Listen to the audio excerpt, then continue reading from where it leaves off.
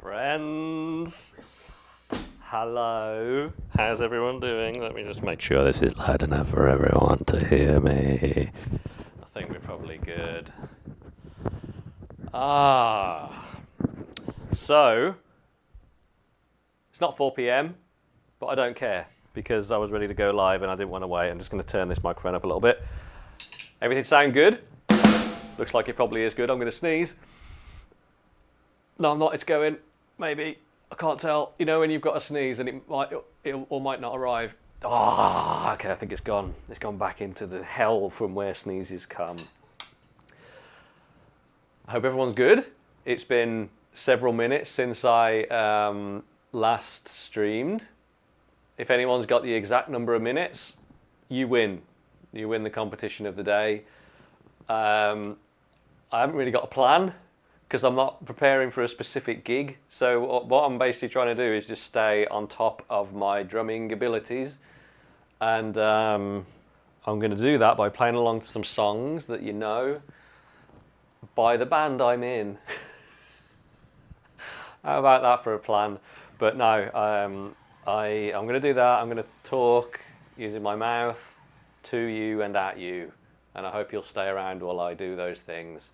I've had an incredibly busy week because last week I opened up a scholarship for my masterclass, and it's been an absolutely bonkers week responding to everyone. I've had 130 something applications for it, which I don't think I quite anticipated, to be honest. I wasn't sure what number I might get, but my emails just didn't stop. And of course, when people put in the amount of effort that they do to apply for something like that, everyone deserves a reply, a proper reply. So I've been getting back to everyone, and I've chosen the person who I'm working with. This chap called Andy, this is completely random. He's from the same kind of area in the UK as me, and it's insane. But his story resonated with me. He's a fantastic candidate for this. There were so many amazing candidates for it, though,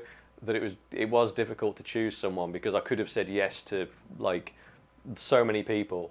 But there are some other people that are working with me just off the back of having applied, which is great. So yeah, loads of new people working through the masterclass, and it's been a very busy week. It's been a ridiculously busy week. But what that does mean is that I haven't played drums since Australia the other week, which was crazy. I'm sure if any of you have tuned into Dan, he's probably been talking about Australia on his Twitch. I think he might even be streaming at the moment, because I popped in there a moment ago and I went, Dan! And then I left. Sorry, Dan.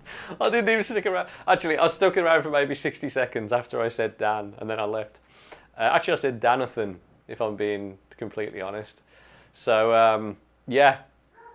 Oh, there goes Eddie, my dog in the background barking at fresh air. I'm going to kick things off. I'm going to play a song. I'm going to hope my camera works. Yeah, look at that. Everything works.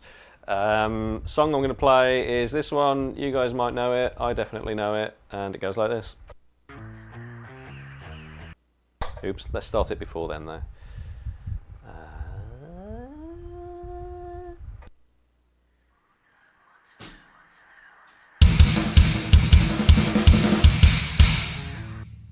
Drums are loud, aren't they, compared to the music? Let me just get this right.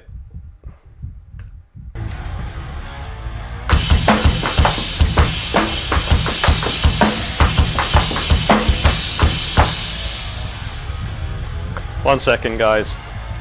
Let me hear what you're hearing.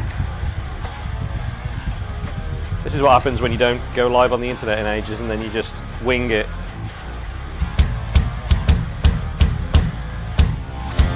That's better.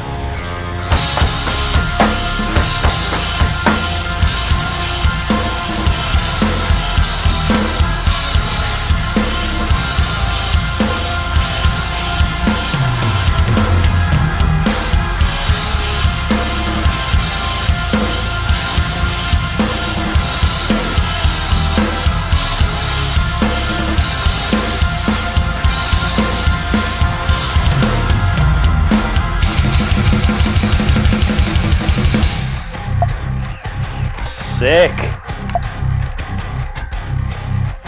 Let me just get it set up on my end so I can hear the metronome, and then we'll be good to go. I can hear the metronome. All right, back to the start.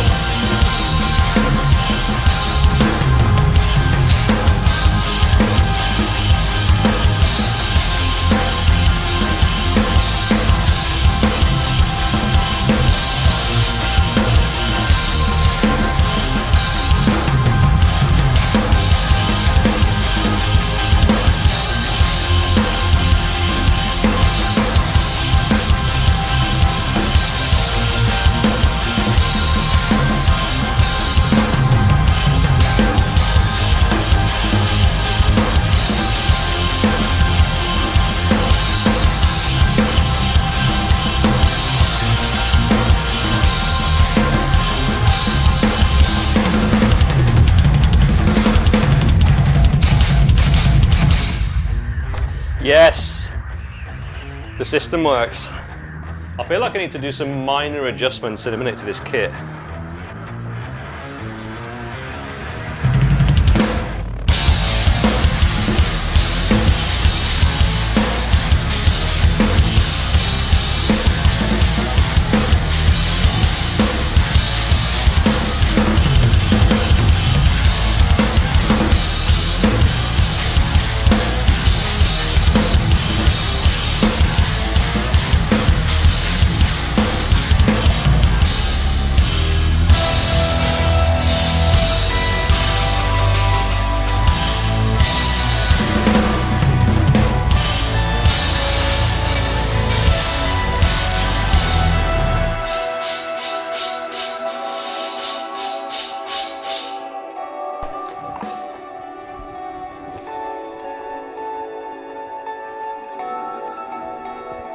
Yeah, I could do with adjusting this guy. I'll do that in a minute after I've played this song.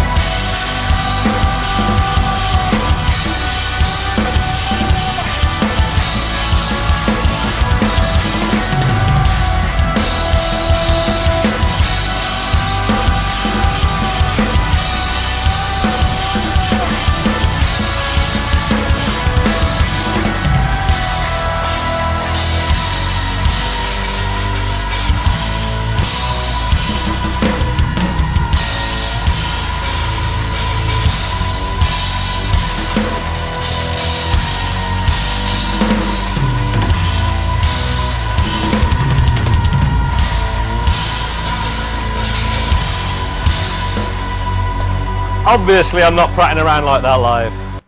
That's loads of fun though. Right, I need to do some like minor adjustments. One of my drawers has poltergeisted open, so let's close you. Right, this guy is too far away.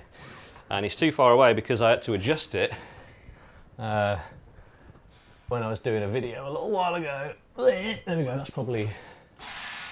that might be everything I need to do. Let's have a quick feel. That's better.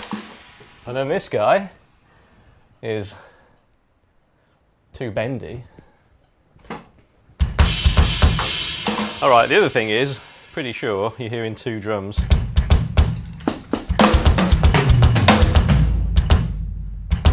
That's better. Yeah, sick! All right, drums happened.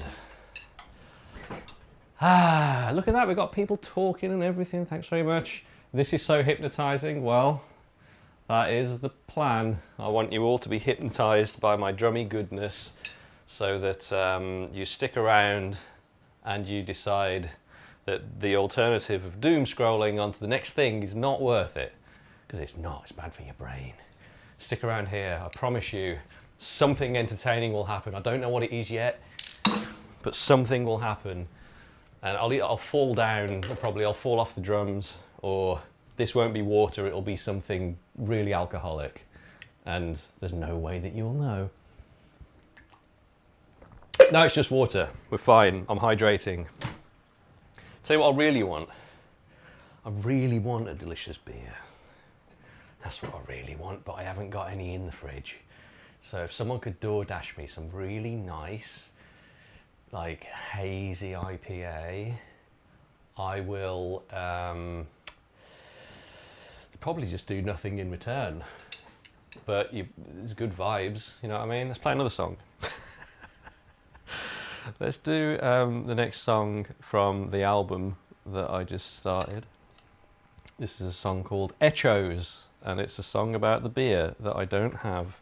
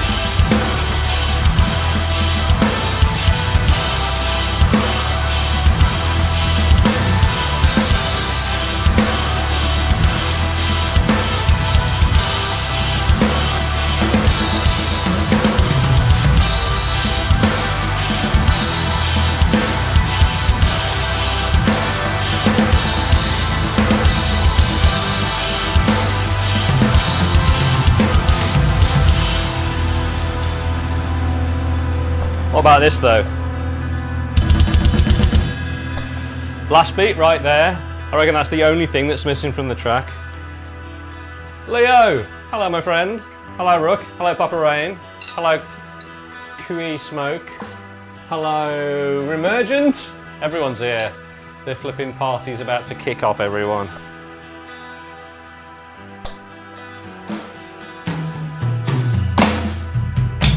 Memories of getting murdered in the pit to this song. Where? Which pit? I want to know which pit. Was it the Parks and Rec pit? Probably not.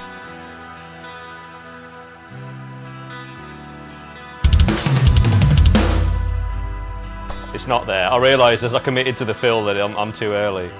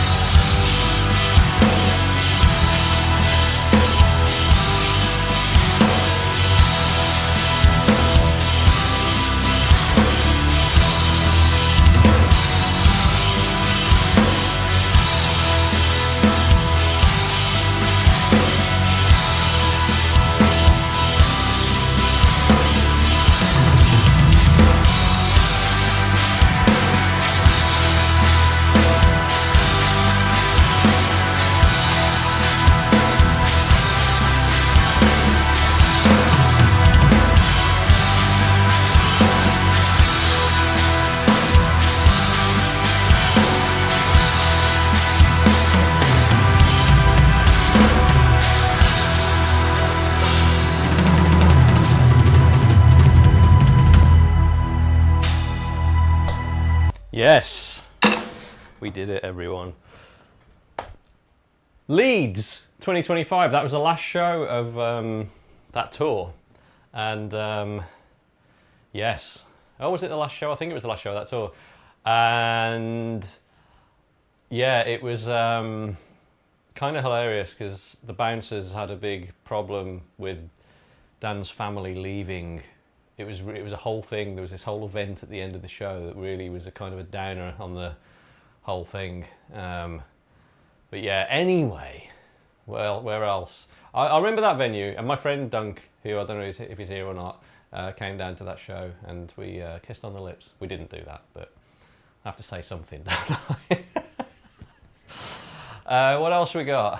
Raging Bull, hello, long time lurker. Mate, it's fine. People like lurking. To be honest, I'm not talking when I'm going to people's streams. If ever I go into a stream, I'm not that person. Like, unless there's something significant that I need to say something to, I'm just like, I'm there, but I'm not talking, you know what I mean?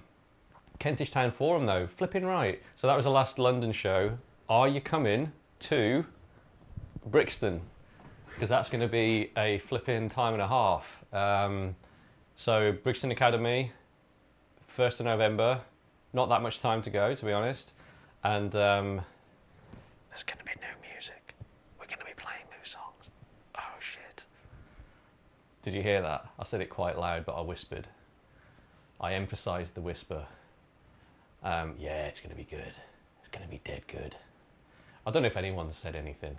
I mean, I'm saying it quietly here, but it's inevitable. Come on, we've called it something. It's called The Descent. It's because we're finally on the decline. That's why we called it that. We've peaked and we're just gradually getting worse now. It's a downhill from here, except it's a bigger venue than we've ever played in London. So somehow it's still on the up. That is the crazy thing, that after this, like this whole time doing this, that it's still kind of doing this. It's a very long journey where you're constantly in a phase of making it. Look at this! Bread and Drums with the flipping 10 subs. Thank you so much, holy moly. And now I can't see what anyone said. So if we can undo the subs so I can get... I'm joking. I just need to use my mouse to scroll up to see what the hell's going on. Yeah, flipping right. So thank you so much for that. That's incredibly kind. Bread and Drums, everyone. Kindest human in the chat right now. I'm going to use those funds in the future to buy myself delicious beer later. Potentially. It does mean leaving the house. And as we all know, that is a huge amount of effort. So I might not do that. But if I do, I'll post a photo in Discord, and you guys can congratulate me for having been brave enough to leave the house. So, Brixton Academy, it's going to be a load of fun. Like, biggest show that we've done as a headline show ever. And you can be there. There you go. Try Lawns wheat beer. It's delicious. I'll look out for it. I'm into if I have a beer, which isn't very often, but I have had one a couple of times this week because why not? Yeah, I like a really delicious IPA, but I'll just have like one because they're quite strong, and that's enough. Papa Rain, have I been into any games lately? Oh, mate, have I been into any games lately? Has the Pope been into reading the Bible lately? Yes, sir. Flipping right. I've been playing... I got back into Remnant 2 because I wanted a game that removed option paralysis from choosing a game to play. And that was the one I chose. That was a crap reason. You know what it is?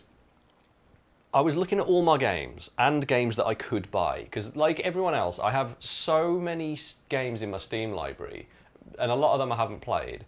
And I'm like, what do I play? It's not like when I was a kid and I'd got, I don't know, 15 cartridges and the choice was quite easy. It's now infinite choice.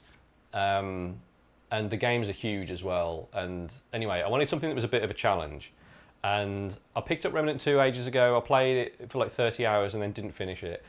But I've played Souls games since then, so I've got better at how those games behave, like what you're supposed to do in them, so I understand a bit more. And I'm like rattling through this one really quickly. I know what I'm doing. It's really fun. It is difficult, I will say that. It's not like the easiest game. But the gunplay is really good. It's kind of like Destiny-esque. Yeah, it's good. It's a good time. It's difficult, but it's good. I also played a bit of Spider-Man 2 and then stopped playing that to play Revenant. I played quite a bit of No Man's Sky before Australia, and then stopped playing it for like the 700th time. I get so far with that game and then stop. And I feel like it's the kind of game that people just keep playing, right? Like they get really into it and you just keep playing loads. Arc Raiders, Leo, I've really liked the look of that, but I haven't pulled the trigger on it because I think I don't enjoy like extraction shootery stuff. But the like art style, the style of like the bosses and things that you're fighting in that game look incredible. Like it looks, if that was a campaign game, I think I'd be really into it. But yeah, I'm not so much into the what you call it, the quickly go in and do a thing and then out and end. It's like Destiny. Like Destiny was kind of like that, I suppose, but there's also kind of a campaign. Maybe I'm misunderstanding it and there is a campaign. Like I really like the idea of finding a first-person shooter with just a sick campaign and playing that. But everything's kind of tailored now for online because that's how everyone plays games. You know what I mean? Like back in the day, does anyone remember, what was it called? It was Resistance Fall of Man. Resistance 1, 2 and 3. They're on like PlayStation 3 and 4, I think, or maybe just 3. And man, those games were amazing. They're like really good first-person, like Halo-y, Alien type games.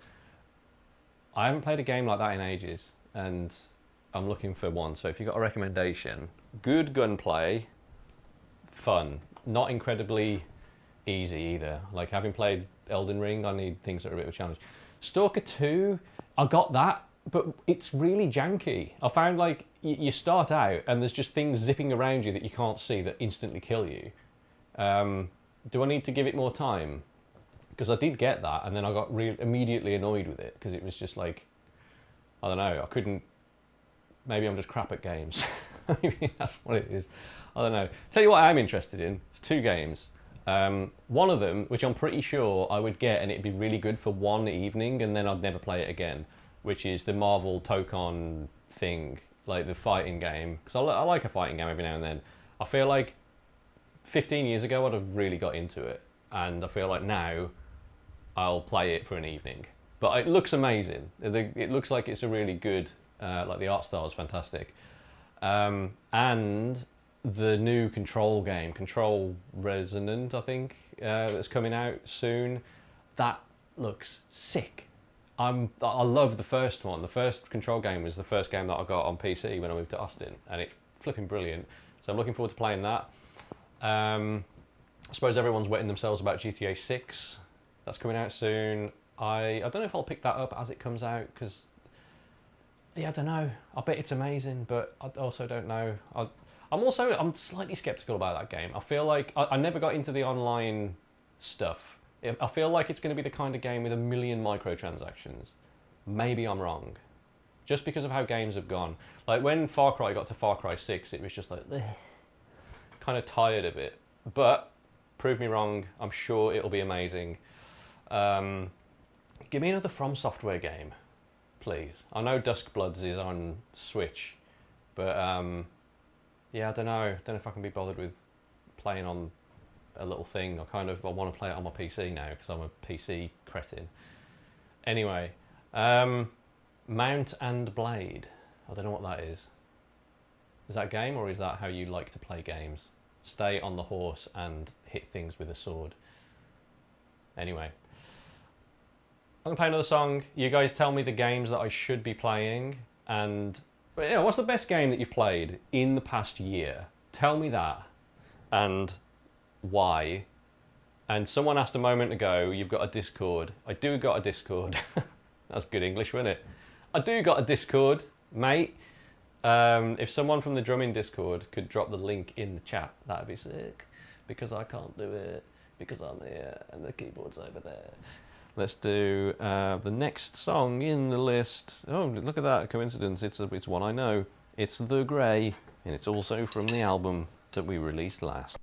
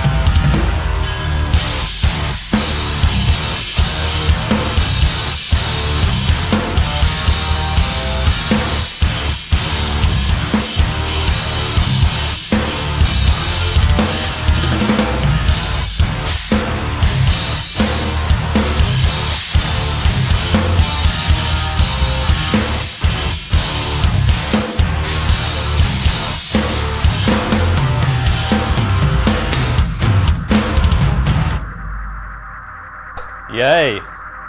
I was reading what you guys are saying. I don't know if you can put links in the chat. You should be able to, but maybe not. Maybe there's a setting I need to put in YouTube for that to happen. Anyway, there you go. How weird, it's not letting you post links. I wonder what's happened there. Is that a new YouTube thing? 'Cause I swear I've had links before. Maybe they've turned it off because of some spammy thing. The dot must be added to that one. YouTube can't do hyperlinks. I swear that's new. I swear. What do I know? Has that happened in like the past 2 months or something silly? See you in a bit, Mr. Rain. Have a wonderful drive. I hope you go forward successfully and backwards and turn corners. What were we talking about? Games. Right, so I can't see any because we were talking about Discord and links and things like that. We just did a little scrolly rolly. We got Discord abandonment. Rook, I'm sorry. The thing is, right, yeah, I abandoned you. I didn't abandon. It's a bandwidth thing, right? I've only got so many things, and like the Twitch Discord, when I started doing my drumming Discord, it's just too many Discords to try and manage. So I've prioritized my drumming Discord, and not everyone in the Twitch Discord is a drummer. So yeah, sorry, it's purely just bandwidth for me. I can't like keep so many plates spinning, unfortunately. I've even thought recently like about Twitch, like do I do Twitch or do I do YouTube? Because it's like, it's one or the other. I know you can multi-stream and I should probably just do that, I suppose, but like keeping up with like doing one of those or the other, because Twitch was very much a thing through COVID and a little bit afterwards, but since the focus has been switched for me to drum lessons, if I'm posting drum lesson stuff on YouTube, it makes sense to stream on YouTube. At least in my mind it does. Maybe it doesn't matter. Maybe people would come across to either one anyway. Jay is a busy man with a wonderfully kept beard. You know what though, it's not that wonderfully kept. I've just let it grow. I haven't really done anything to it in a minute, so I probably should give it a trim. Andy Simmons. I am good, my friend. You're wondering how the triggers that we use live with TesseracT work. I can tell you. So we have triggers on the drums, and typically a trigger, for anyone that's wondering what we're talking about, it's not one of those things that you pull in America that kills someone that you didn't mean to kill. It means there's a little device on the drum that triggers a sound, and the sound is in a brain, like this box here. There.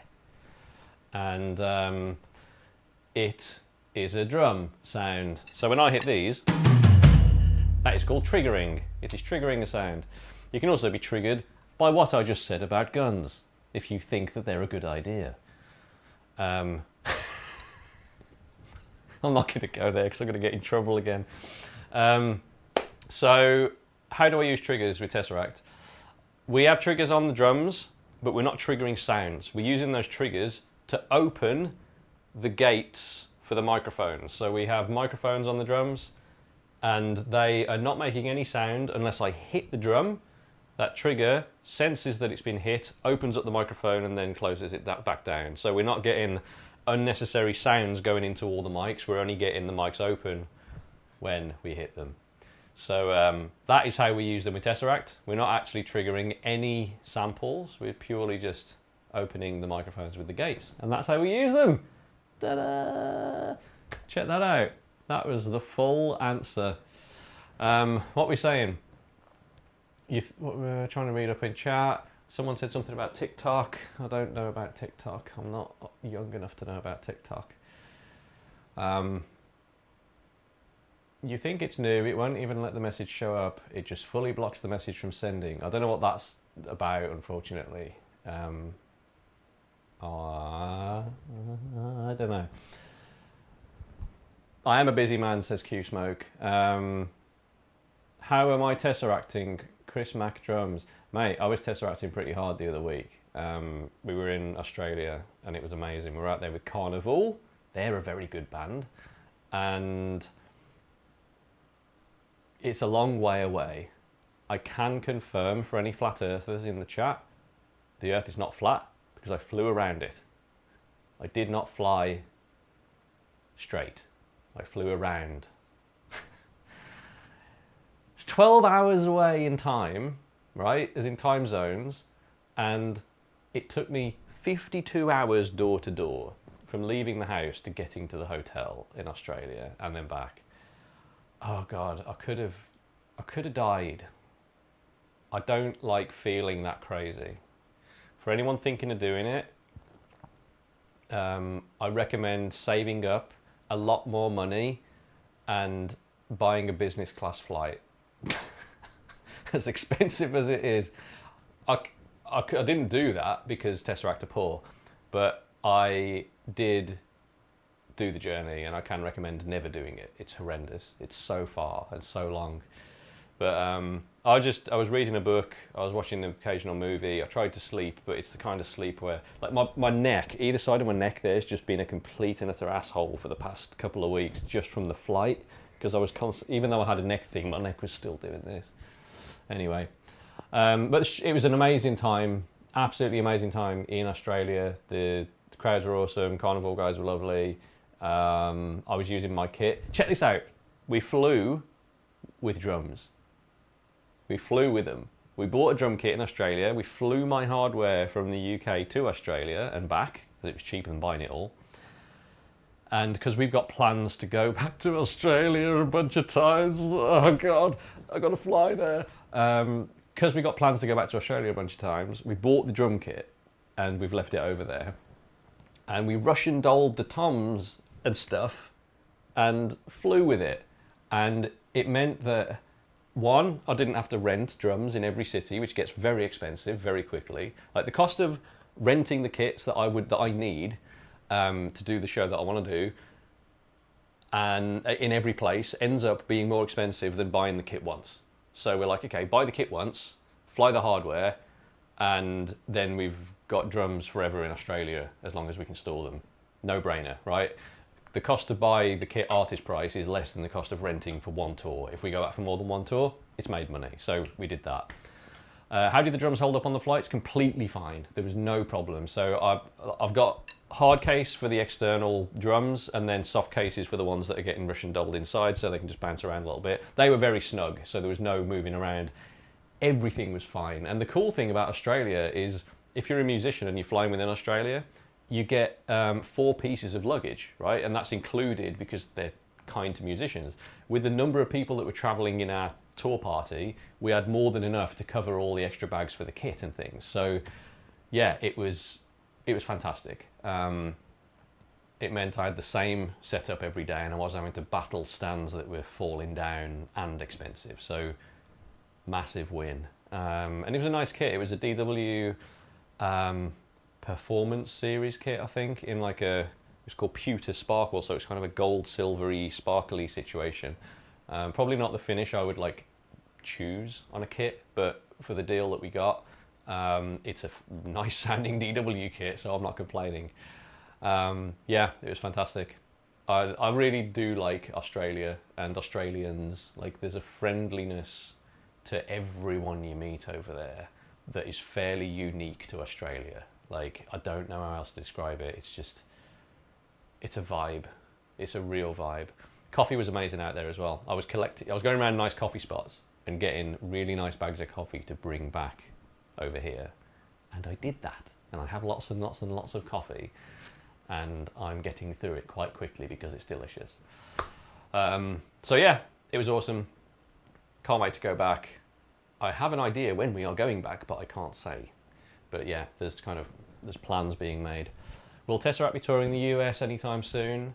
There are plans for the US. I can't really say more than that because I don't really know that much more than that. But there are plans for the US. It's coming together. I guess I'll get updated on it fairly soon. So yeah, next year hopefully we will be doing the rounds. Hopefully with some new noises for your ears. There is new music and it's very good. I heard some of the mixes this week. It's very, very good. It sounds big. I should do another song, shouldn't I? Are there any plans for Brazil?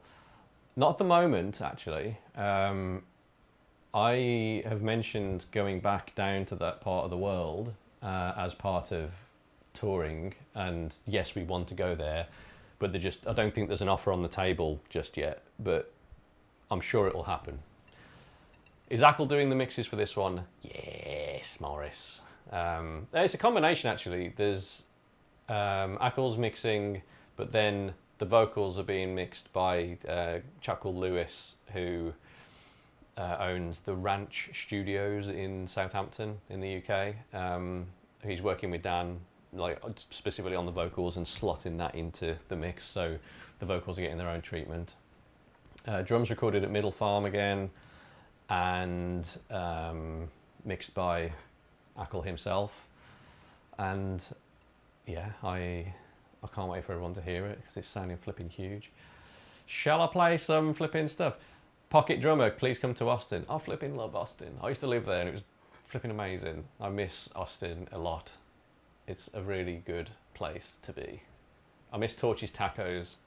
I don't know where in Austin you are, but we were in a place called Rosedale on Burnett, the street. And there was like amazing stuff by us. There's like Pint House Pizza was over there, which was real good. There's a place called Billy's, which was amazing. It was like a little burger place, so good. Yeah, I think if we come to Austin, it's probably going to be Emo's again. That seems to be where we always play. I like playing there, and I will order Torches until it comes out of my face. It's so good, so flipping good. They're like queso with the hot sauce stuff. Oh God, I want that now. Damn it! Let's play another song. This one is a very difficult one, but it's very fun as well. This is Legion, and it's a song about the tacos that are in my future.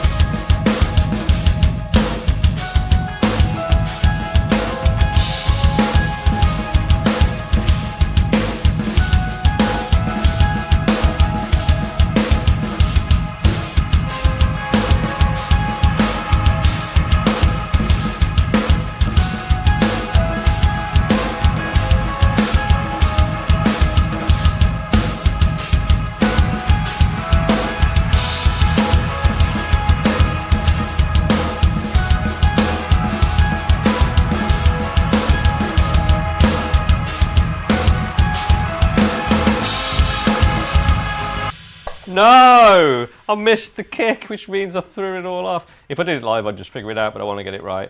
Bear with me a second, guys.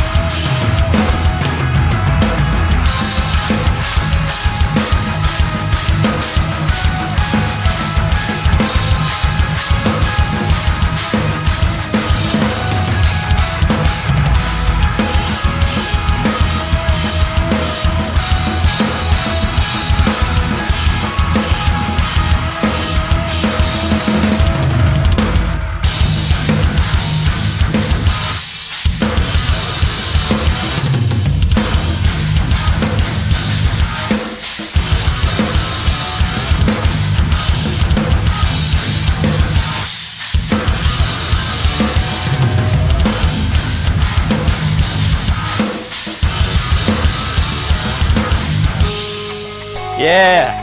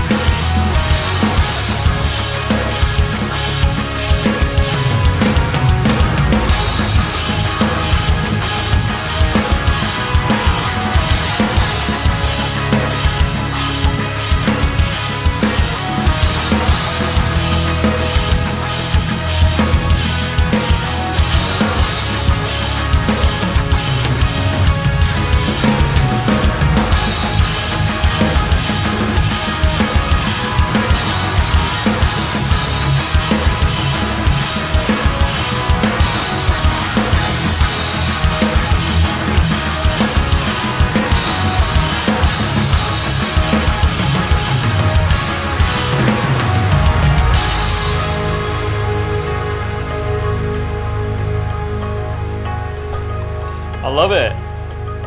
It's such a vibe playing that song.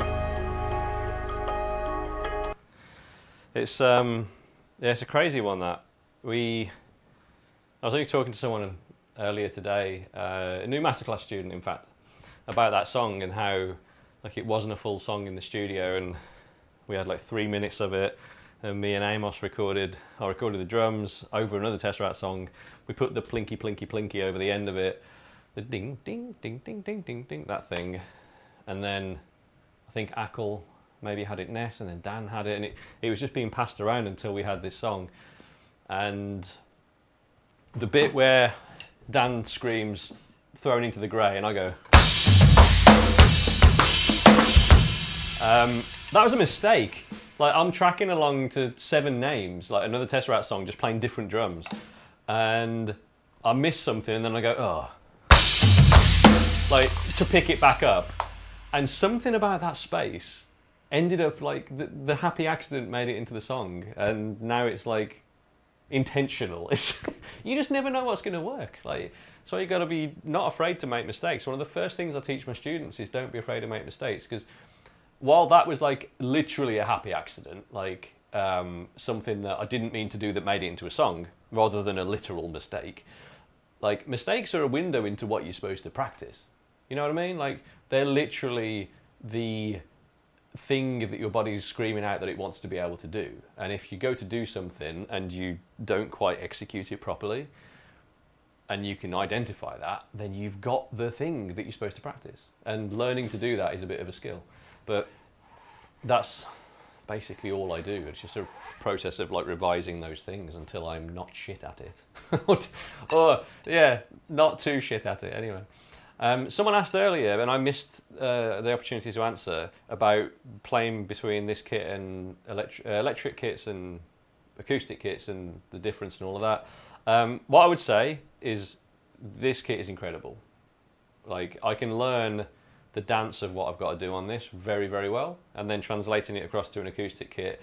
Because I'm at an acoustic kit often enough with TesseracT, it's fine. There's not too much of a... It doesn't like trip me up that much. The snare is the biggest difference. After years of doing it, the snare is the thing that is the biggest difference. But on the E kit, the thing that's the biggest difference is the hi-hats. Like, they just, even with all of the fine tuning that I've done, they just don't behave how hi-hats behave. They're like 70% of the way there. They go up and down, they roughly open and close when you want them to, but the finesse that you can get by like slightly lifting your foot off the pedal, you don't get that level of finesse with electronic hats. So that's the main difference, but everything else, you know, the rebound off those is the same. Kick feels exactly like a kick. That a 14-inch tom is a little smaller than I'd normally have, but it's a flipping floor tom with legs. Snare drum is 14 inches. It's a little more forgiving playing this kit because you don't have to hit as hard. Some things don't trigger exactly, like you hit the thing and it doesn't always do the thing you think it's going to do. Like 1 in every couple of hundred hits doesn't do the thing, which could be a processing buffer thing potentially. It's amazing though. It lets me do everything I need to do. Someone asked a moment ago as well, is this the Infinity Grid? It is the Infinity Grid, everyone. Is this? No, no, no, no, no. I can't get to it. Where's the flipping thing that does that? Laptop, it should be that. Oh, that's clearly not working. All right. Yeah, the Infinity Grid is a drum sample library that I did a couple of years ago with TuneTrack. I think it released last year. It's my drums, my literal drum kit. We recorded it in Nashville over like, I think 8 days, something like that. And it's flipping amazing. And it means if you've got an electronic kit, you can load up my sounds on your kit. It's so good. It's so flipping good. Yes. What else are we saying? Myra says, this song is a masterpiece. I think you're talking about Legion. Thank you very much. It feels like, even though it's not the most like technical, massive song on War of Being, it might somehow be the most accomplished song on War of Being. It was the last one that we recorded that came together, and it felt special, maybe because of that, because it wasn't a song when we went into the studio, and then it was a song when we came out. It's really, really good. I still love it. I love playing it. Like, we lock in on stage when we're playing that one as well. Like, it feels like we get to the second half of it especially, and it's just a flipping vibe. It really is a vibe. Morris, what we're saying, cymbals in general, a massive rubber. Yeah, rubber it does feel different when you're playing these things, but again, you can still practice technique approximation. You know, I'm still doing the same thing in the same place, and there's not that much about that that's going to change. Yes, it doesn't feel like I'm hitting a metal cymbal, but I'm hearing the sound, I'm hitting the space, I'm connecting with something. I never get thrown off when I move to an acoustic kit, but I completely accept that I'm discounting the fact that I've played acoustic drums for like 30 years at this point. So, yeah, most people might get tripped up. I'm probably just an anomaly in that regard. I've also spent so much time on this. I'm so familiar with the difference. So there we go. I should play some more, should I not?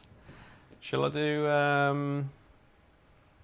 Someone asked for Nocturne. I can skip to Nocturne. I can change from playing War of Being stuff, and I can get to... Let's see, I have got Nocturne loaded up here, so we can do it. Yeah. What I've got to hope is that the metronome... Can you guys hear metronome? You shouldn't be hearing metronome. If you can hear it. I'm going to wait until someone says, no, we can't hear metronome. Okay, good. Yeah, so this is Nocturne. This is like... It might be a strange tracking version from one of our live sets, so it might not have all the guitars and things in it, but we're going to have to deal with that because it's the only version I got. Let's go. Let's turn my side camera on. Do you want overhead, or do you want this one when it loads eventually, or is it that one? Do you want overhead, or do you want side cam?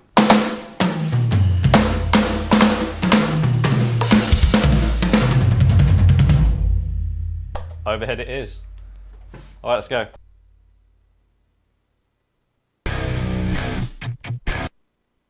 Let's start again because I don't have cues on here, so I was just guessing where it started.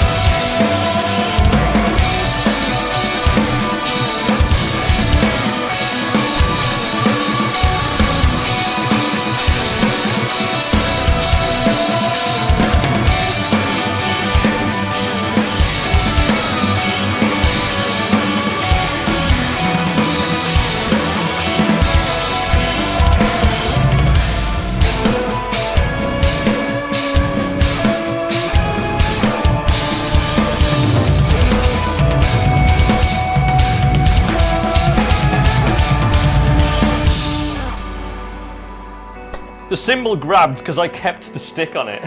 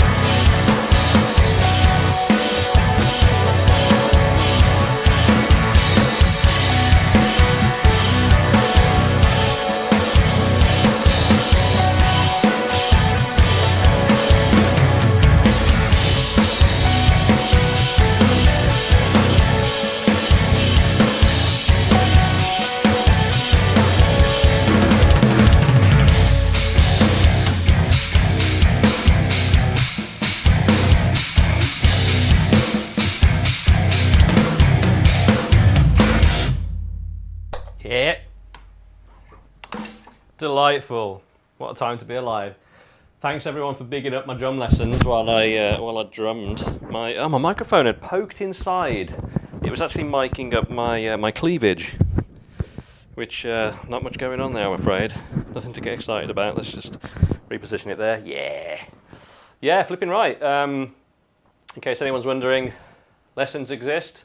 I do them. The main thing that I promote, that I want people to hear about, is a thing called the Progressive Drumming Masterclass. There are some people in the chat who have run through and are running through that. It's a 6-month drumming program where I work closely with up to 15 students at a time, and it's been incredibly busy in the past week with new people joining. I've just run a scholarship where I gave someone a free spot in it, and that's been it's been an amazing experience. Just like seeing the number of people that applied to do that was wild. And yeah, if you're interested in that, go to jpostones.com, click on the button that says Progressive Drumming Masterclass or just Masterclass, and it'll take you to the page where you can find out about that. The rest of the website, there is plenty of stuff there if the Masterclass isn't for you just yet, if you're not ready for 6 months of drumming. The website is as a 7-day free trial. It's $29.99 a month after that, and it's real good. I've spent a long time working on this site. We've got a developer that's working with me very closely that kind of makes whatever we need to make, rather than it just being this drag and drop plug-in situation of a website. It's all custom coded to do exactly what we need. There's a course on there called A Practical Guide to Modern Drumming. That is what I recommend people check out if it's the first time on the site. That's going to give you a load of it's like 70 of my most useful recommended exercises and patterns and things that you should learn. And if you get through that and you really enjoy that, the masterclass is a brilliant next step for you to consider. There's also a course called Polyrhythms Made Simple. A part of the polyrhythm, you've probably heard about it. It's when you get two numbers and they run alongside each other at the same time. That course deals with the two most common polyrhythms that you're going to mess with, and then a couple of slightly more advanced ones. And then there's Syncopation Made Simple. Syncopation is just a posh word for odd timed. So everything you just heard me play, it's kind of odd timed. So there's a course talking about that and how you kind of start to infuse your grooves with more odd time patterns. There are TesseracT notations and songs. There is a TesseracT course on Nocturne, the song I just played, that is massive. There's all kinds of things. It's it's wild. So recently, the most recent update that we made is kind of one that only applies to the masterclass students, but every version of the masterclass that I've run for the past 2 years has been a defined 6-month period, right, where a bunch of people have started and stopped at the same time. And in speaking to more and more students, they've told me that they kind of wanted to be able to start and stop kind of on their schedule. Like, yes, it's a 6-month program, but you know, I don't want to start on this date. I want to start 2 weeks later, or I want to start next month or whatever. So what we've done is we've moved it to be, it's still a 6-month program, but we've moved it to be an open enrollment thing so that you can start when you want to start.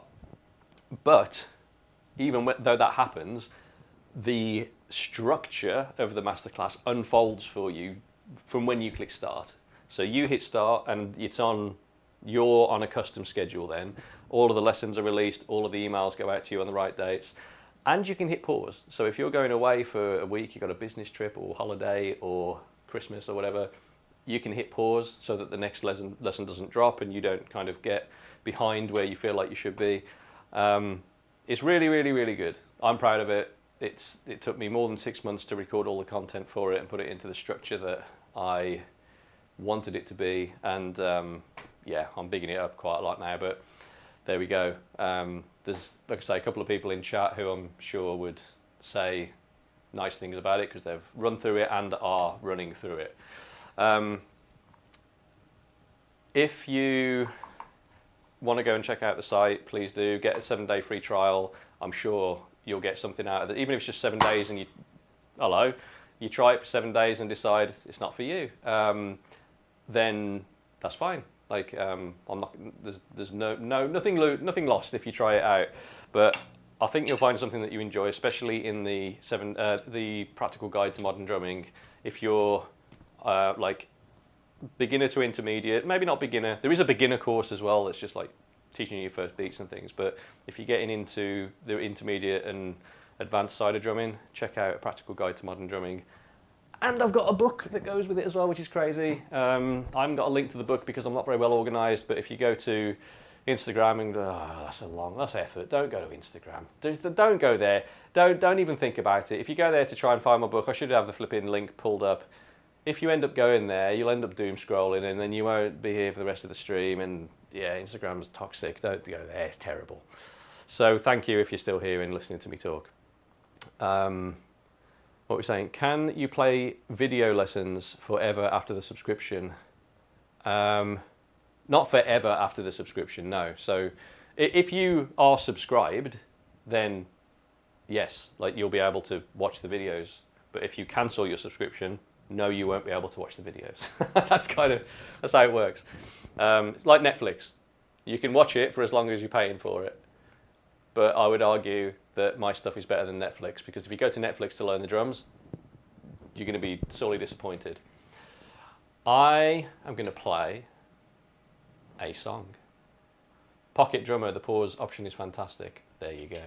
You just had a baby, so there are lots of days that you can't play. I was going to say I understand that. I don't understand because I haven't had a baby, but I can imagine that when you have a baby, your life changes quite a lot. And drumming maybe becomes secondary to keeping a child alive is probably the direction it goes. Very quick, we've got another one. Portal. A while back you and Akko were on a stream together chatting, you were drumming and he was adjusting the stuff in the door play along. What software was that? Yeah, it's software called Audio Movies. Me and Ackle did it the other day because I asked him to change something in one of the new mixes, and he piped me the audio from his computer, from his DAW, and I could hear it while he muted and unmuted and changed things, and it works real well. Yeah, Audio Movers. It's a subscription thing. It's like $12 a month or something like that, but if you're working with people remotely and you want to just Audio Mover, M-O-V-E-R, mover, like house mover, that kind of thing. Audio Mover, hard R. There we go. Fuck's sake. All right. Drums. Everyone's asking for Dystopia. I don't know if I've got that. You know, the other thing, I haven't played Dystopia in so long that I might make mistakes, but I suppose that's also fine. Guys, I'm gonna try Dystopia. If I make mistakes, it's your fault. And I haven't played this song in a very long time because we don't play it live at the moment. So let's try it. If it's shit, remember, your fault. Not my fault. Your fault. Let's go.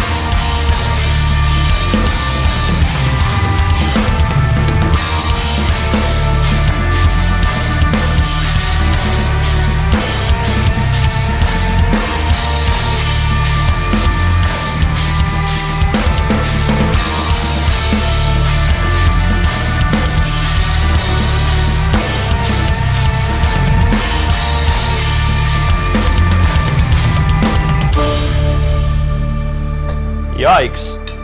The fill that's... I wasn't sure I was going to remember that. It's been a minute since I played it, but I kind of got through it.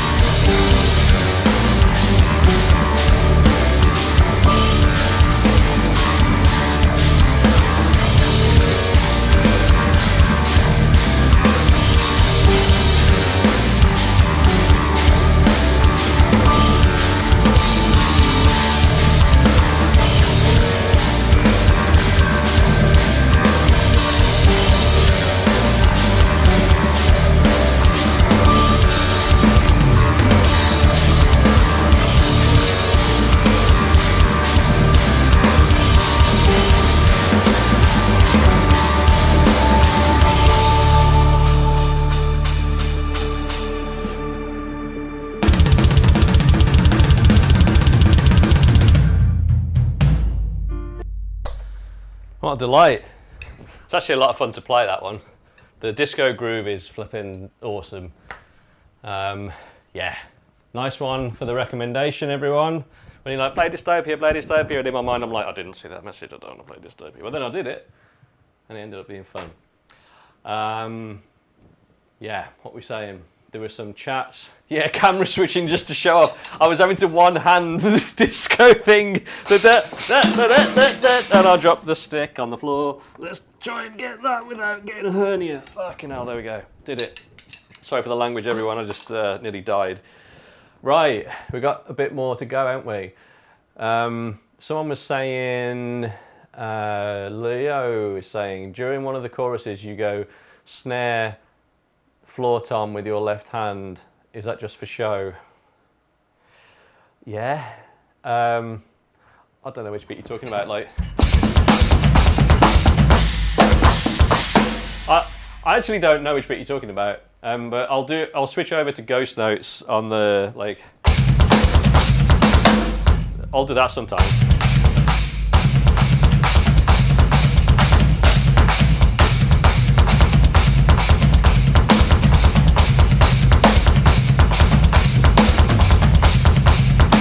It's the same as if I was doing ghosts over here, but I just put it on the floor. So there we go. Something or other. Camel, hello. Do you purposely try to look for a new sound in a way on every record? No, but I don't. But the sound that we go for inevitably evolves, right? Because between albums, we accumulate knowledge, our preferences change, equipment changes, the people we work with change. There's just enough organic changes that the sound inevitably changes as a result of that. That's probably the best answer to that. We're not like, oh, we need a new sound, otherwise we're stale. Like, no, we don't need to do that. But I will say, the new stuff, if I like A-B it with War of Being, it's almost like a different band. It's like, to me, it's crazy. It's like, it sounds like TesseracT still, but it sounds, definitely sounds live, like big, but big live, like bloody hell, it's big. Yeah, man, that's probably the best answer to that question. There's a natural evolution that happens. The other guys might have a slightly different answer, but you know, there's only so much you can grow sonically.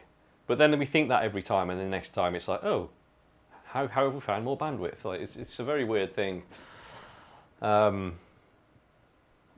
Yeah, who's a drummer you recently discovered that inspires me? Ooh. So the word inspire might be the wrong word, because if I'm being totally honest, I don't look at people in that same way anymore. Like, I would have been, I was really inspired by drummers when I was younger. And to the point where if I met them, I would have felt nervous talking to them, if that makes sense. But now, I just see people doing things and I can appreciate, like, artistically how accomplished it is. And I can tell how much time they've put in to be able to do the thing that they can do. So while I'm not trying to do the things that these people do, there's a drummer, Zach Dubé, who's doing amazing things. Like, he's just one of these guys that can just play everything, like just absolutely everything, and absolutely flawless around the kit. Not sure he knows how good he is kind of guy. He's incredible. There's the guy who filled in, Luigi, who filled in for Mario Duplantier recently. I've seen a couple of his videos and he's like ridiculous. You know, he's like young guy out of Brazil, just freak on the drums, like, you know, just an absolute monster. So good. Who else? Man, I haven't really seen anyone else, if I'm honest. I don't look for drummers on social media, and I don't watch like drummers on YouTube. So it's hard for me to say that. I'm the same with music, though. You know, someone was asking me recently what you're listening to that's inspiring you at the moment. It's like nothing. I'm listening to the stuff that I have to learn for TesseracT, and that is my musical bandwidth. I haven't got the bandwidth to check out other things, really. I listened to the new Carnival album on the flight to Australia, and then I got to know the songs a bit better because they're obviously playing quite a few of them live. Have I seen much of Bard from Leprous? I have seen Bard from Leprous, yeah, he's also very good. Yeah, that's probably the honest answer, like who's inspiring me at the moment. The stuff that the guys that I'm in a band with write inspires me. That is the lucky situation I'm in. Like, I'm in a band with people who write things that push me to be a better drummer. If it was purely on me to get better, it would be a much harder road. So, yeah, that's a fair description of being in this band. The people that are in this band are writing stuff that is like pushing me super hard. And it is hard. Like, I hear certain songs and I'm just like, got to do that. But then I remind myself that I've got 30 odd years of drumming, I've done it before, I've got good processes, good systems, like, yeah. But it is always hard at the beginning. Like, I'm really excited when the song's coming together, and then I start to play it and I'm like, oh man, I've got to have the stamina to play this on stage. Are you kidding me? Like, War of Being, like, what? But that bit in War of Being, the Hurters, I mean, I was stupid. I came up with that bit. The pattern that Ackle came up with, and then the Hurter idea, I was like, you know what? I reckon I can brr at the beginning of each of those. And I can. Not like that dude on the internet who's got no teeth and tattoos all over his face and jewellery and goes brr instead of saying real words. Not that. Like Hurters. Shall I play War of Being so you know what I'm talking about? I should probably do that, shouldn't I?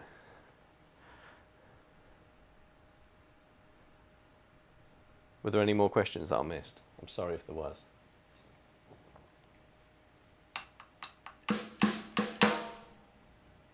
Here we go. Wob, wob, wob, wob, wob. Wobbington. This is a difficult song, but also I've played it a million times, so it's not that difficult.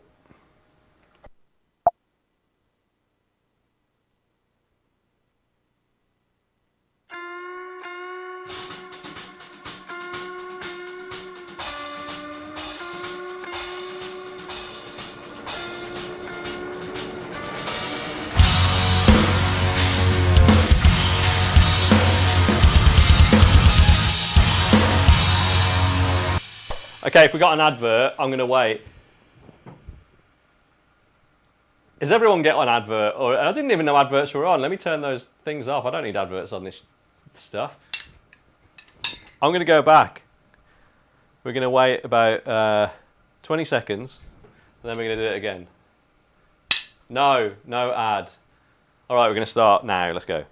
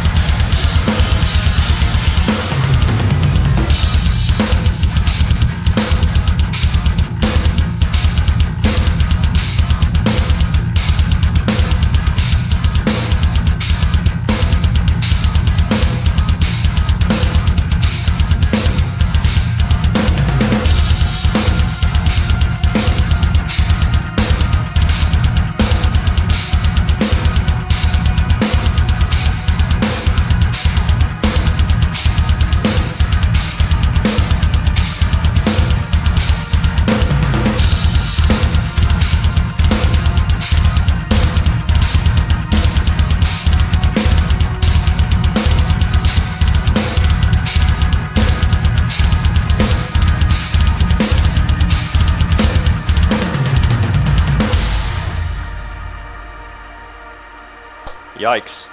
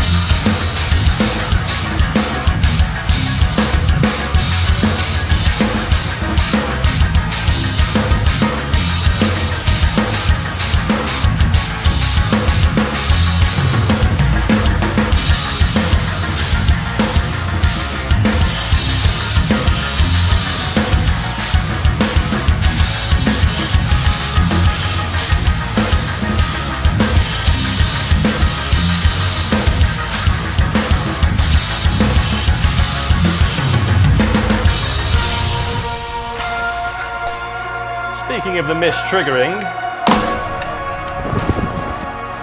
the snare didn't want to trigger.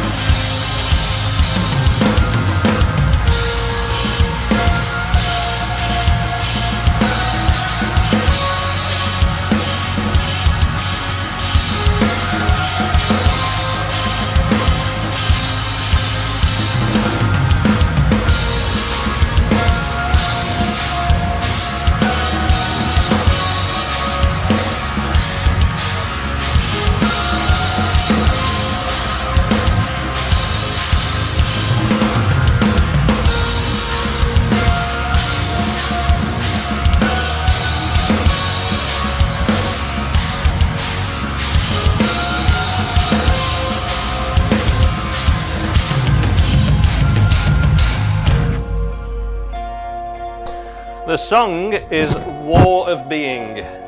War, as in pew pew pew pew pew, of being, by TesseracT, the band.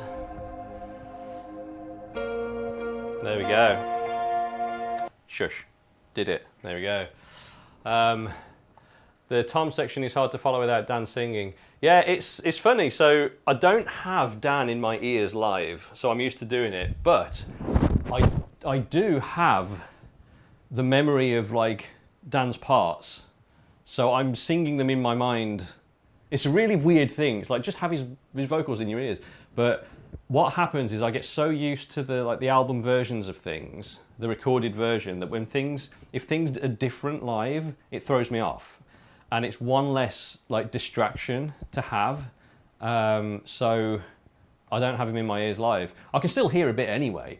But like the backing vocals on tracks are better for me as like waypoints. It's crazy, and you'll see me live mouthing some of the songs. Like I've got the lyric going through my mind, or at least what I think the lyric is, because I don't actually know what they all are. And I'm singing it to myself, which helps me sometimes. But yeah, what's the sound treatment situation in the room? Do my neighbours ever complain? My neighbours are goats and my wife, and I'm in a house that has no immediate neighbours. I'm not sharing any walls or anything, so yeah, there's enough space between the homes for it to not be a problem. This is also an electronic kit, so it makes considerably less noise than an acoustic kit.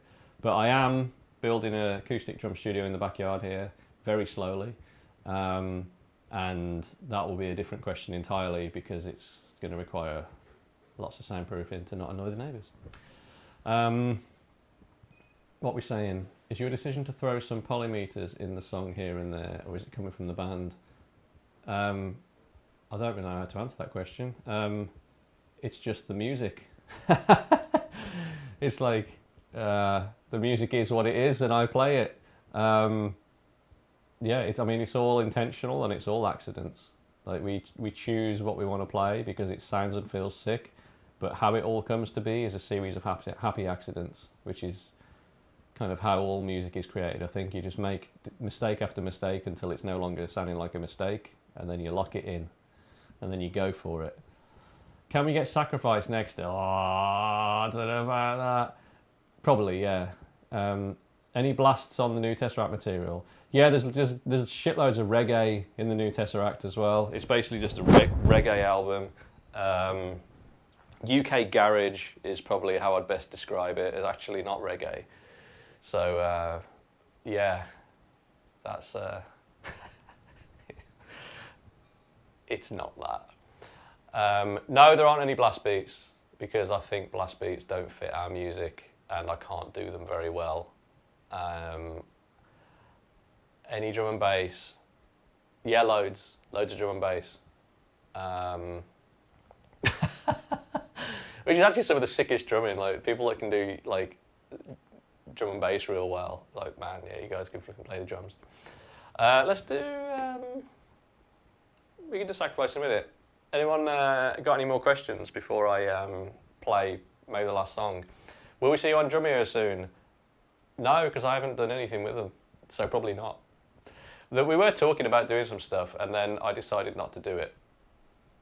So probably not is the answer. I did one thing with them. They came out and did what you call it, a thing behind the scenes at like a show. They came out and we sat in the dressing room and did a drum lesson. It was really fun. I had a good time. I don't know about doing the whole like hear a song for the first time thing. I don't know. We'll see. I'm focused on my own stuff at the moment. So yeah, it's not like something that I'm going after, if that makes sense. I'm focused on me and TesseracT. That's like priorities. So there we go.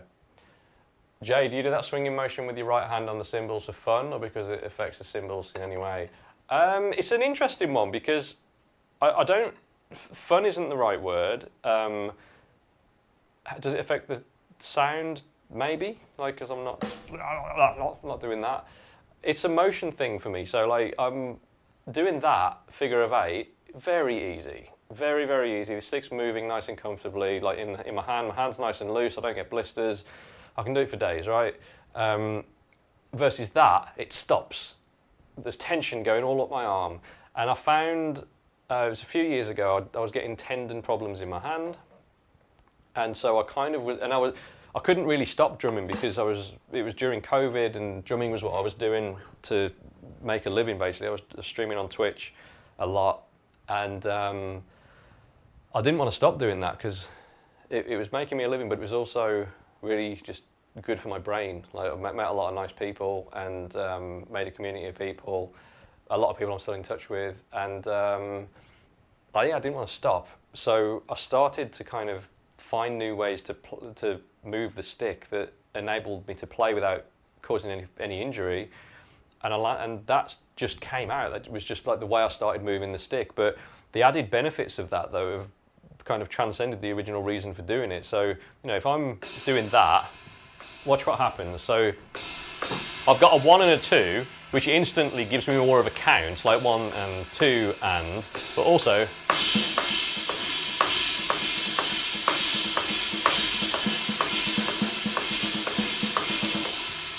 like that.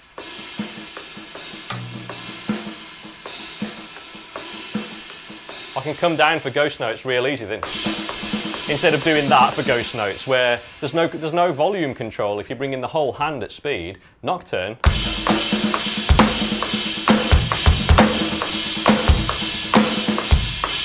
I'm already going back to the snare. I'm traveling back to the snare in the direction that my hand's going. So it ends up being this accidental ergonomic benefit that I started doing it and it makes sense. Harder to do over here because I'm in the way of my snare stick all the time, so I end up going back to that over here, but still French grip, thumb up, very loose in the hand. Every time I'm over here though, which is why I'm kind of cymbal busy over here, it tends to be that, including the hats and the stack. It's the reason I put hi-hats over here as well, is playing over here. Watch this, I was talking to a student about this the other day. So the difference between playing the snare, right, when I'm over here, well, I've only got this much room to go up and down with the stick. Like I haven't got all that much room, whereas over here, I've got loads more room. And gravity can assist for those really hard hits. Over here, I'm stuck under my hand. So I put another pair of hi-hats over on that side, and it's opened up so many of the grooves for me in like a more comfortable way. And there are some grooves that I do over there where I don't need to absolutely beat the shit out of the snare, but I prefer playing like that. I'm just more open, more comfortable, way more comfortable. Nocturne is hard to play. The hardest thing in Nocturne to get down before anything else is the pattern between the hi-hat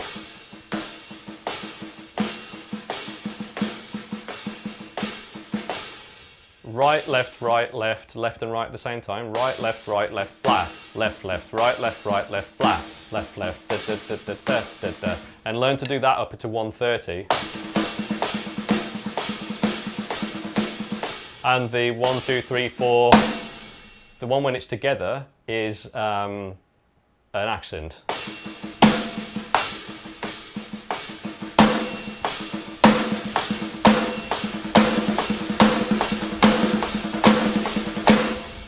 So, yeah, it's pretty cool. That's the first step, or one of the first steps. The really useful ghost note pattern. That again, it's one of these things that you learn a pattern like that, and it transcends that idea. I don't just use it in that song. It ends up being like just the bringing the right hand over to fill in some of those ghost notes where it is in Nocturne. I use that same thing for a bunch of other songs. So. It ends up being a useful ghost note pattern to just spend a bit of time with, and then once you can do that, fitting in the rest of the stuff is a matter of patience and practice. And you know what makes the biggest difference to drum practice? Consistency. If you're turning up regularly and practicing the drums and getting good at it, it's the way to get good at it. Everyone's looking for hacks and stuff. There are no hacks. The only thing that is worth paying money for is like direction. So someone to remove some of the obstacles, catch some of the blind spots, which is what I try and do for my students. So when people are trying to sell you shortcuts, don't bloody listen to them, because it's not a shortcut. What they're actually selling you, hopefully, is just some structure for you to follow to get better at the thing that they claim their system can get you better at. So these people are like, 30 days to better double kick. It's like, no, it's not 30 days and everyone's going to get the same result. It's 30 days, and if you follow this, your double kick will have improved. But I can give you kind of any double kick exercises that could improve your drumming in 30 days. And as long as you stick to it, you would get better at the drums. So consistency, my friends, in any walk of life. If you stick to a thing, you'll get good at it.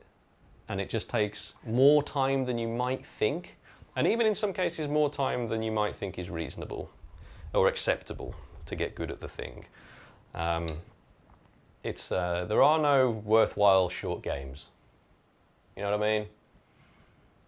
You've got to be in these things for the long term. It's the reason TesseracT's worked. It's because we've refused to throw in the towel, and it's been 20 years and we keep reinvesting.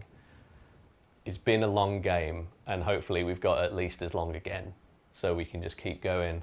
But it's super hard. It's hard being in this band, because the schedule of doing things is so difficult. People don't really realise. You know, I was talking to a student the other day. They're talking about doing this. It's awesome going out and doing the shows and stuff. But if I'm being totally honest, I don't want to get on a plane to go and do a gig at this point. I don't want to do that. But it's the price that I pay to do this, and there's a difference. Like the being tired of that part of this job, I don't get to moan about it because I get to do all the other bits. I do get to moan about it, but I get to moan about it to you guys. But you have to be grateful for being tired, because you've done the thing you asked for. If you're tired from doing the thing you asked for, it's a good thing. I'm going to leave that there for you to stew on it a little bit. So when you're out there, you're hustling, you're doing the thing that you're trying to get off the ground, and you're tired from it, count that as a blessing. Because if you keep doing that, there's a good chance that it works. There's a much better chance that it works than if you stop. That's a guaranteed stop. That's a guaranteed no work. Let's do the song that you all asked for earlier. This might be the end of the stream, everyone, so get your tissues ready, because everyone's going to cry. This song is also difficult. I haven't played it in ages, so I might make mistakes. But if I make them, just know that once again, it's your fault. It's your fault.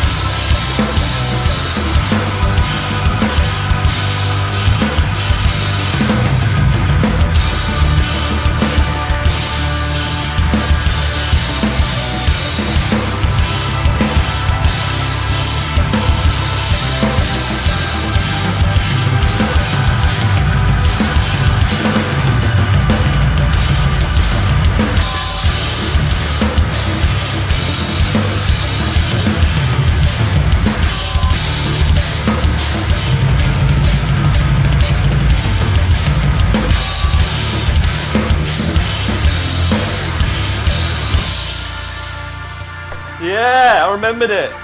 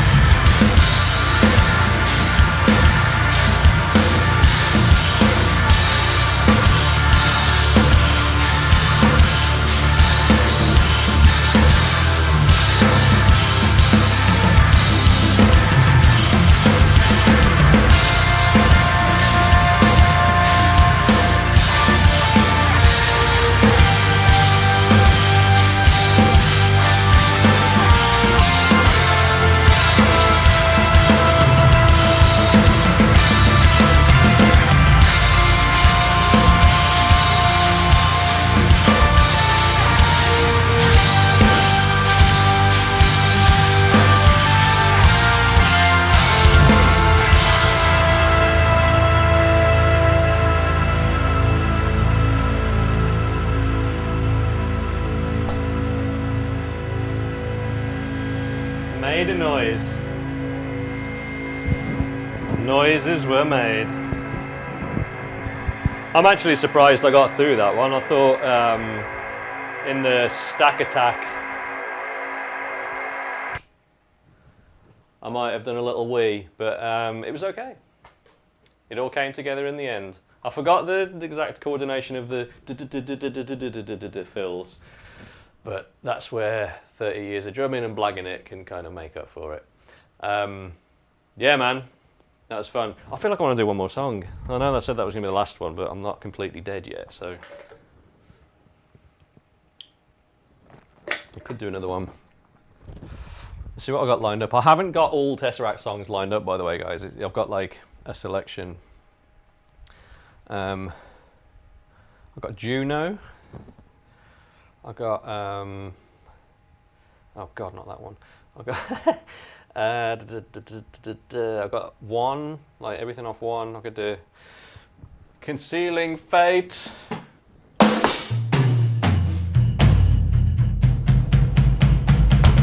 Oh, what we're saying, hexes. Well, that's difficult.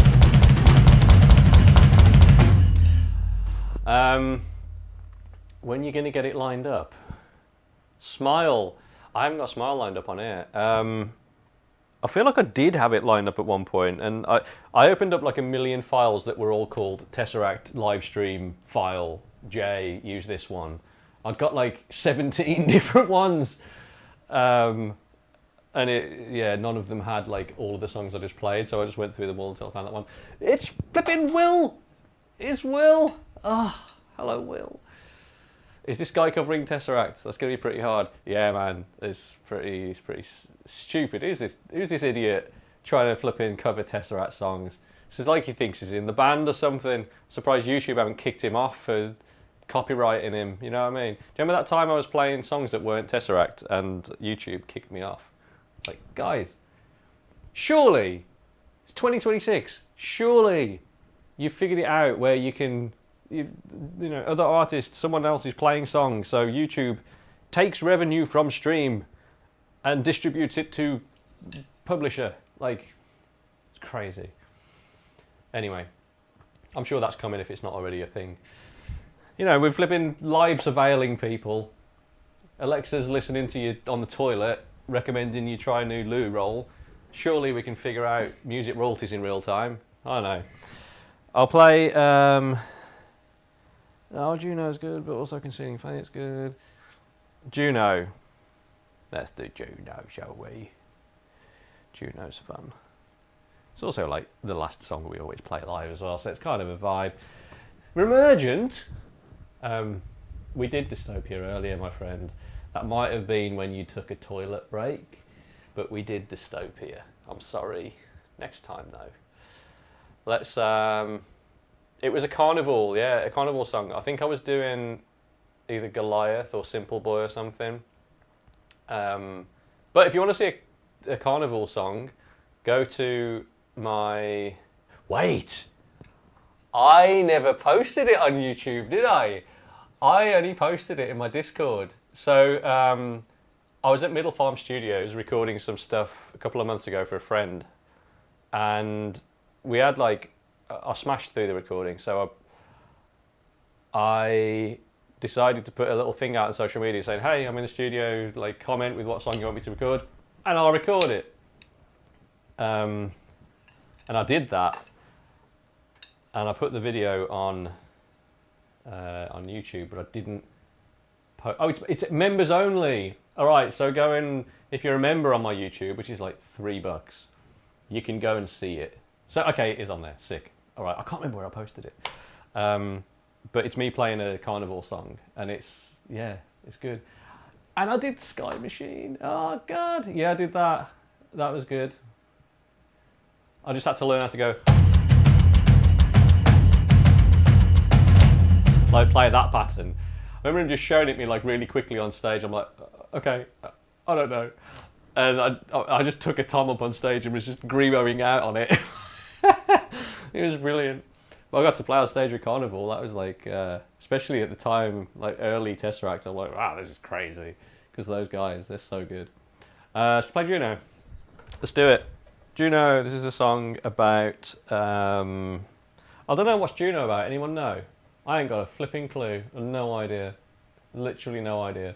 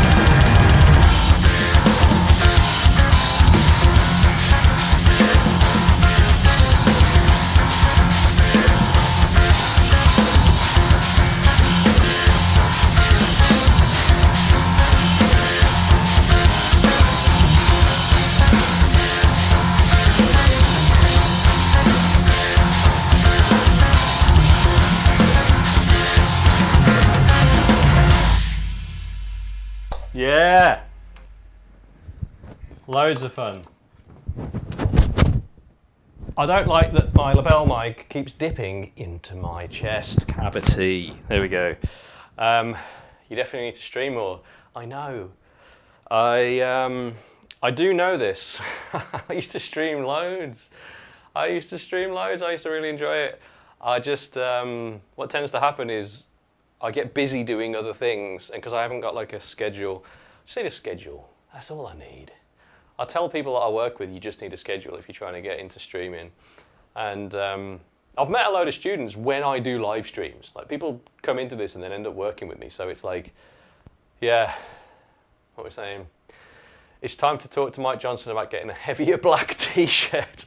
I mean, to be fair, yeah, this is like a super light, like Target t-shirt. It's just this like cheapy rubbish t-shirt, but that's better. I'll clip it a little lower and then we're fine. Guys, thank you so much for hanging out. This has been great. Loads and loads of fun. I wanted to stream. I was going to stream last Friday, but I was still just like battling the flipping jet lag from Australia. It took me quite a few days to get past it and into anything like that feels a bit like a routine and not brain fog. So for hanging out, thank you so much. If we've got any drummers here, I'd love you to go and check out jaypostones.com, J-A-Y, and then my surname, P-O-S-T-O-N-E-S.com. Go and check it out if you're a drummer. Specifically if you're a drummer that's just looking for a bit of direction, then I'm sure I can help. You can get a free trial on there for my drum lessons for 7 days, check everything out. If you are checking it out for the first time, check out A Practical Guide to Modern Drumming. That is the course on there that I recommend, and there's a book that you can get for that as well. If you're looking to work with me in a bit more of a deeper capacity, the Progressive Drumming Masterclass is for you, my friends. It's a 6-month thing. It's a whole thing. I've got it all planned out. 6 months of lessons where you work with me closely, and there's a lesson every week. You can hit pause to make it like take a little bit longer if you need a bit longer, but it's great. And not even using my words. Check this out, right?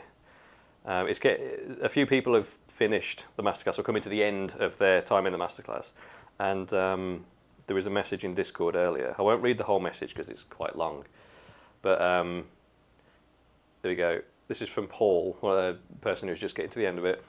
So the final assignment, this is a true full circle moment. Before joining the masterclass, I was in a drumming slump. I felt completely stagnant. TesseracT's album was the album that finally perked my ears back up and reminded me of the drummer I knew I could be and why I love the instrument so much. Saying this masterclass has changed my life is a big claim, but there it is.